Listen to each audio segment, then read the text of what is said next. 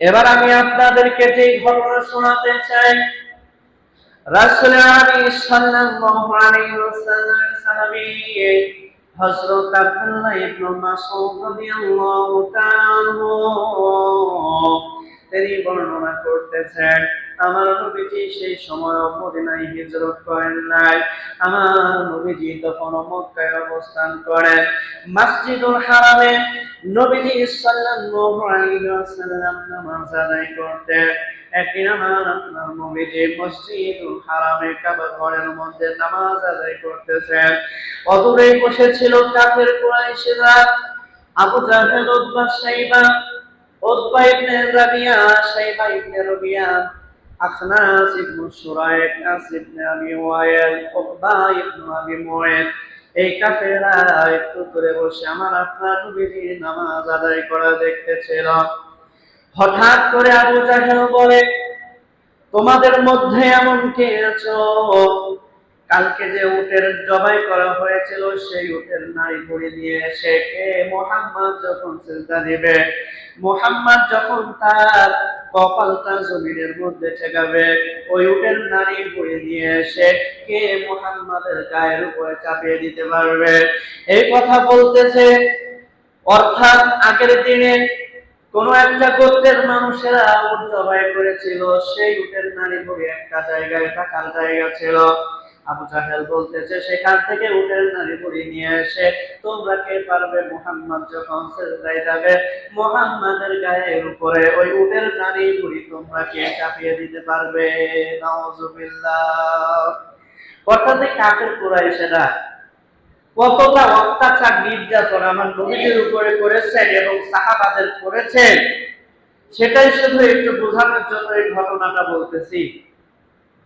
আল্লাহ রাসূল কাবা চত্বরে নামাজ আদায় করেন, ওই সময় আবু জাহেল, আবু লাহাব, উতবা, রবিয়া ইবনে শাইবা, উতবা ইবনে রবিয়া, শাইবা ইবনে রবিয়া, আল্লাহ রাসূল নামাজ আদায় করেন আর তারা একটু দূরে দেখে দেখে টিটকারি মারে। আমার নবীজি নামাজের জন্য দাঁড়িয়েছেন আর তারা আল্লাহ রাসূলকে কষ্ট দেওয়ার চিন্তা করতেছেন। এমনকি বলে ফেললো যে গতদিন যে উটের নাড়ি ভুঁড়ি ছিল, ওই উটের নাড়ি ভুঁড়ি নিয়ে এসে মুহাম্মদ যখন সিজদায় যাবে মুহাম্মাদের গায়ের উপরে কে চাপায়া দিতে পারবা? নাউজুবিল্লাহ। আচ্ছা এবার বলেন, উটের ভুঁড়িটা কি ছোট নাকি বড়? জোরে বলতে হবে, ছোট নাকি বড়? তাহলে যেই প্রাণীর সাইজ বড় সেটার ভুঁড়িটাও বড়, তাই না? সেইটার ভুঁড়িটার ওজন কম নাকি বেশি? তাহলে এই রকম ভুঁড়ি একজন মানুষের পক্ষে বহন করা কষ্ট নাকি সহজ? কষ্ট। সেখানে আমার নবীজি যখন সিজদা দিবে সেই সময় বলতেছে, তোমরা কে আছো নিয়ে আসে মুহাম্মাদের উপরে তোমরা চাপিয়ে দিতে পারবা? নাউজুবিল্লাহ। মুসলমান ভাইরা আমার, বন্ধুরা আমার, আবু জাহেল যখন এই কথা বলেছে, কাফেরদের মধ্যে সবচাইতে দুরাচারী ছিল উকবা ইবনে আবি মুয়াইদ।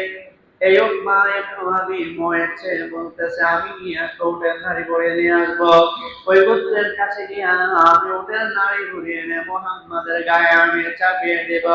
এই বলে উকবা ইবনে আবি মুয়াইদ ওই গোত্রের জায়গায় চলে গেল যেখানে উট জবাই করা হয়েছিল।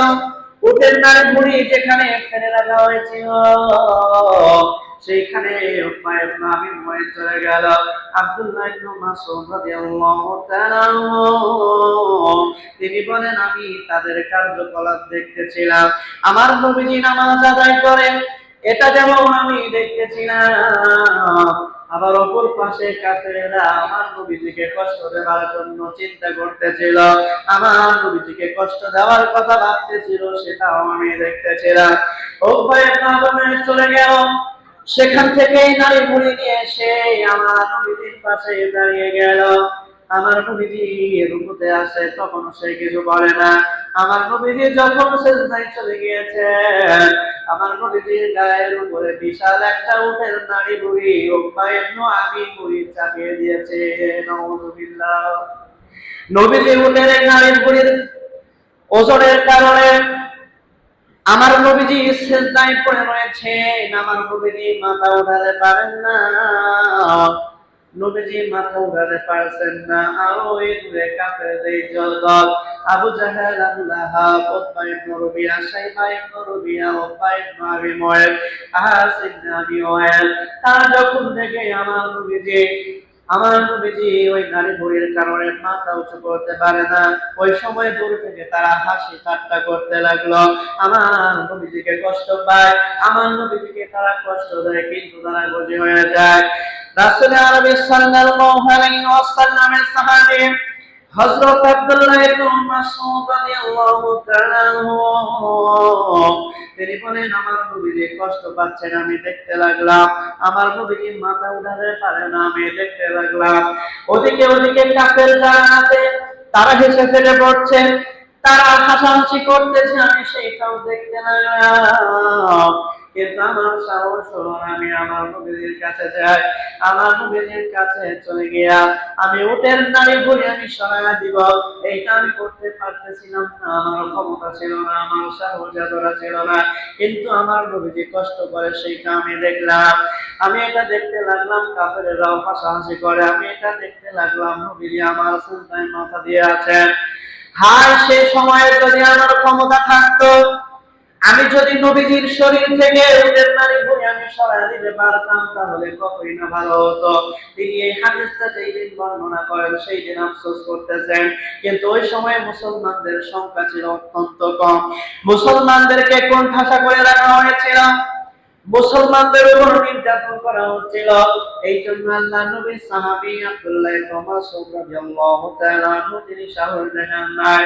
ওদিকে কোন একজন গিয়ে আমার নবীর কন্যা জান্নাতের নারী কুলের সর্দার হযরত ফাতেমা তুযহরা রাদিয়াল্লাহু তাআলা আনহা ওনার কাছে খবর দিয়ে দিয়েছে, কোন একজন তোমার বাবাকে কাবার চত্বরে কাফেররা কষ্ট দিচ্ছে। ও ফাতেমা, তোমার বাবা নামাজে আছেন, সিজদা দিয়েছেন, কাফের কুরাইশেরা তোমার বাবার শরীরের উপরে একটা বড় উটের নাড়ি ভরে চাপায়া দিয়েছে। ফাতেমা, তুমি যাও তাড়াতাড়ি চলে যাও। হযরত ফাতেমা তুযহরা রাদিয়াল্লাহু তাআলা আনহা তিনি দৌড়ে চলে আসলেন কাবার চত্বরে এসে নবীজির শরীরের উপর থেকে ওই উটের বড় নাড়ি ভুঁড়িটা যখন তিনি সরাইয়া দিলেন, আমার নবীজি সেই সময় মাথা উঁচু করলেন। আল্লাহু আকবার। তার মানে এটা কতটা ভারী ছিল, আমার নবীর মাথা উঠাইতে পারলেন না। আচ্ছা, এবার বলেন তো, আমাদের দেশের এমন কোন মসজিদ কি আছে যেখানে আল্লাহর কোন বান্দা গেটে দাঁড়ায় বলে যে খবরদার আজকে থেকে মসজিদে কেউ নামাজ আদায় করতে আসবা না, যে নামাজ আদায় করতে মসজিদে আসবা তার খবর আছে? এমন কোন ঘটনা শুনেছেন? অথবা এমন কোন ঘটনা শুনেছেন কি যে আল্লাহর কোন বান্দা নামাজে এসে সিজদা দিয়েছে, ওই সিজদার সময় আল্লাহর কোন বান্দা তাকে উঠায় পাঠা দিয়েছে যে এখানে তুমি নামাজ আদায় করতে পারবা না? শুনছেন কখনো? এই বাংলাদেশে এমন কোন মসজিদ নাই যে মসজিদে নামাজ আদায় করতে গিয়ে কোন মানুষের রক্ত ঝরে, আছে? কিন্তু আমার আপনার নবীজি এই নামাজ আদায় করার কারণে নবীজিকে কাফের কুরাইশেরা কষ্ট দিয়েছে, নবীজিকে কাফের কুরাইশেরা অনেক কষ্ট দিয়েছে, হাসি ঠাট্টা পর্যন্ত করেছে, আমার নবীজিকে তিরস্কার করেছে, আমার নবীজির শরীরের উপরে উটের নাড়ি ভুঁড়ি চাপিয়ে দিয়েছে। এরপরে আমার নবীজি কোনোদিন নামাজ আদায় করা ছাড়ছেন এইরকম কোন ঘটনা খুঁজে পাওয়া যায় না। কথা বলেন ঠিক কিনা? আজকে যদি আমরা বলি যে আল্লাহর রাসূলকে কে কে ভালোবাসি, একটু দেখানো যাবে না আল্লাহকে যে আমরা আল্লাহর রাসূলকে ভালোবাসি? আমরা সবাই আল্লাহর রাসূলকে ভালোবাসি, আলহামদুলিল্লাহ বলেন সবাই। আচ্ছা, এবার আমরা আল্লাহ তাআলাকে কে কে ভালোবাসি, এটা কি আল্লাহকে দেখানো যাবে না? আমরা সবাই আল্লাহ তাআলাকে ভালোবাসি, সবাই বলি আলহামদুলিল্লাহ।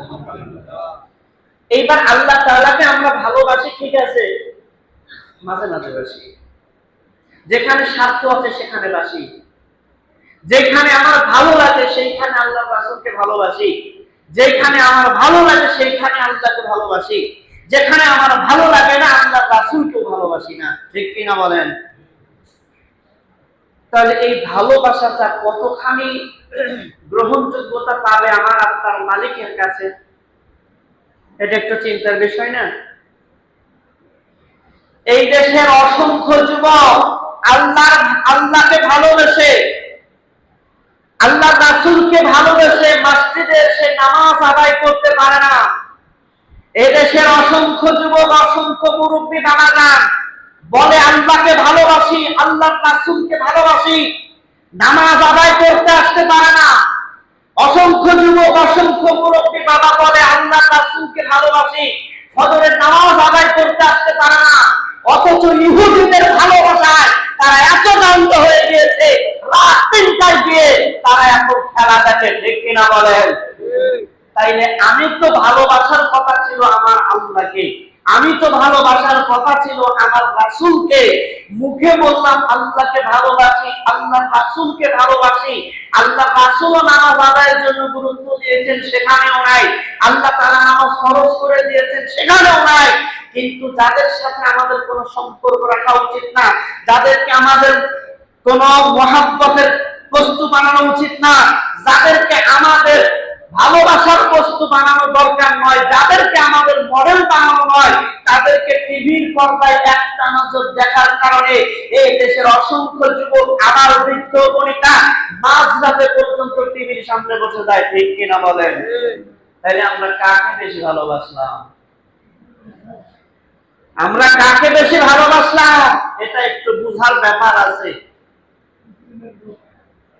কিয়ামতের ময়দানে আল্লাহ রাসূল বলেছেন আল-মারউ মা'a মান আহাব্বা। আমার নবীজি বলতেছেন কিয়ামতের ময়দানে প্রত্যেকটা ব্যক্তি তার সাথে থাকবে যাকে সে ভালোবাসে।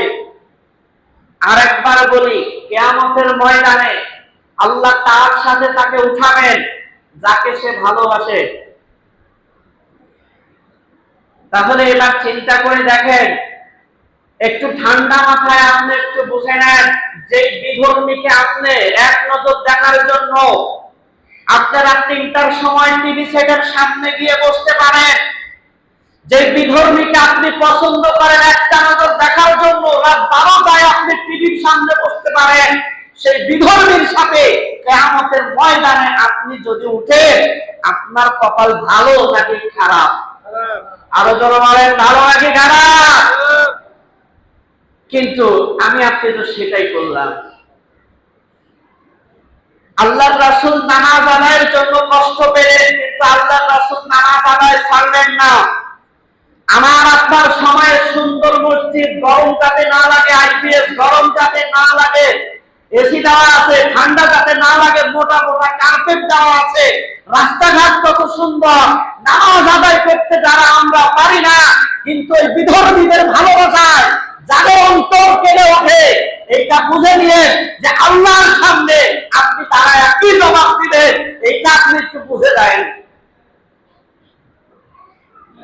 আপনি তো ভালোবাসবেন আমার রাসূলকে, আপনি যখন আমার রাসূলকে ভালোবাসবেন, আমার রাসূল নামাজকে ভালোবাসছেন, আপনি আল্লাহ রাসূলকে ভালোবাসলে আপনি কেমন করে নামাজ ছেড়ে দেন, এইটা তো বুঝে আসে না। তাহলে আল্লাহ রাসূলের সময়ে যে অবস্থা হয়েছিল, ওই সময় আমরা থাকলে আমরা তো মসজিদ চিন্তা মনে হয়, ঠিক না? এখন তো তাও কোনো পরীক্ষা দেওয়া লাগে না, কারোর কাছে মাইর খেতে হয় না, কেউ একটা হুমকি পর্যন্ত দেয় না। আবু জাহেল এইটা পর্যন্ত বলেছে যে আরেকবার যদি মুহাম্মদ তার এই মাথাটা মাটিতে ঠেকায়, আমি মুহাম্মাদের এই মাথাটা তার শরীর থেকে আলাদা করে দিব। নাউযুবিল্লাহ বলেন, আরো যারা বলেন নাউযুবিল্লাহ।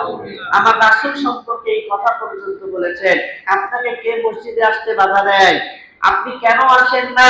আপনি আল্লাহর রাসূলকে ভালোবাসেন, কিন্তু আপনি নামাজকে ভালোবাসেন না। আপনি আল্লাহর রাসূলকে ভালোবাসেন, অথচ আপনি পাঁচ কাজ ছাড়তে পারেন না। আপনি আল্লাহর রাসূলকে ভালোবাসেন, আপনি মসজিদে আসতে পারেন না।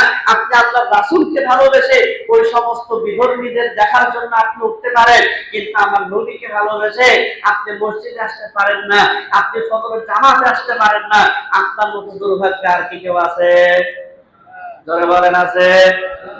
এই অভ্যাস থেকে আমাদের বের হয়ে আসা দরকার। পারবো না সবাই ইনশাআল্লাহ? আরো জোরে বলেন, পারবো না ইনশাআল্লাহ?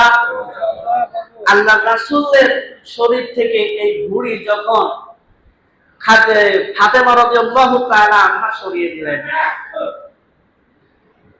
আল্লাহ রাসূল বললেন, আল্লাহুম্মা আলাইকা বিকুরাইশ, হে আল্লাহ, হে আমার মালিক, এই কুরাইশরা আমাদের এত কষ্ট দেয়, এই কুরাইশরা আমাকে এত লাঞ্ছিত করে, আল্লাহ এদের বিচার, এদেরকে সাহায্য করার দায়িত্ব তোমার উপরে। কার কথা? আল্লাহ রাসূলের কথা। যে আল্লাহ রাসূলকে তায়েফের মানুষ কষ্ট দিয়েছে, আল্লাহ রাসূল বদদুয়া পর্যন্ত দেন নাই।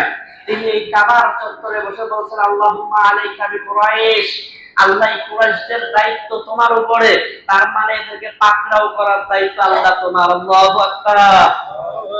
আব্দুল্লাহ ইবনে মাসউদ রাদিয়াল্লাহু তাআলা আনহু বলেন, ওই দিন ওই কাবার চত্বরে আল্লাহ রাসূল যাদের নাম ধরেছিলেন, যাদের নাম ধরে আল্লাহ রাসূল দোয়া করেছিলেন, তাদের প্রত্যেককে আমি দেখেছি বদরের জিহাদের পরে বদরের কূপের মধ্যে তাদের লাশগুলো পড়ে আছে। আল্লাহু আকবার। আল্লাহ রাসূল দোয়া করেছেন, আল্লাহ কি ছেড়েছেন? আল্লাহ কিন্তু ছেড়ে দেন নাই। এই দোয়া যখন আল্লাহ রাসূল ওই কাবার চত্বরে করেন, ওই আবু জাহেল, উতবা, শাইবা, উকবা ইবনে আবী মুঈত, আসিফ ইবনে ওয়াইল, এদের সবার মুখটা কালো হয়ে যায়। কারণ তারা যদিও আল্লাহর রাসূলকে নবী বলে মানে নাই, আল্লাহর রাসূলের প্রতি তারা ঈমান আনে নাই, আল্লাহর প্রতি ঈমান আনে নাই, কিন্তু এরপরেও তারা জানতো যে আল্লাহর রাসূল দোয়া করলে সেই দোয়াটা কবুল হয়ে যাবে। এই বিশ্বাস তাদের মাঝে ছিল। আল্লাহ বদরের ময়দানে সবগুলাকে ধরেছেন, আল্লাহ তাআলা বদরের ময়দানে সবাইকে পাকড়াও করেছেন, একজনকেও আল্লাহ তাআলা ছেড়ে দেন নাই। যার সাথে আপনার মুহাব্বত আছে, সম্পর্ক ভালো আছে, সে আপনার কাছে কোনো কিছু চাইলে আপনি কি মানা করেন? জোরে বলতে হবে, মানা করেন কিনা? নাতি নাতনিকে আদর করেন, তারা যখন কিছু আবদার করে আপনি কি নিষেধ করেন যে না এটা দিতে পারবো না? ছোট বাচ্চাকে দেখলেই আদর করেন, ভাতিজাকে কোলে তুলে নেন, ভাগিনাকে কোলে তুলে নেন, সে যখন কোলে উঠে বলে আমার এইটা দরকার, আপনি কি মানা করেন? না। তাহলে আল্লাহর রাসূলকেও আমরা যখন ভালোবাসলাম, আল্লাহর রাসূলও বলেছেন নামাজ পড়তে, আল্লাহর রাসূল বলেছেন হারাম ছাড়তে, এইটা কি করা যাবে না? করা দরকার কিনা? মুসলমান ভাইরা আমার, বন্ধুরা,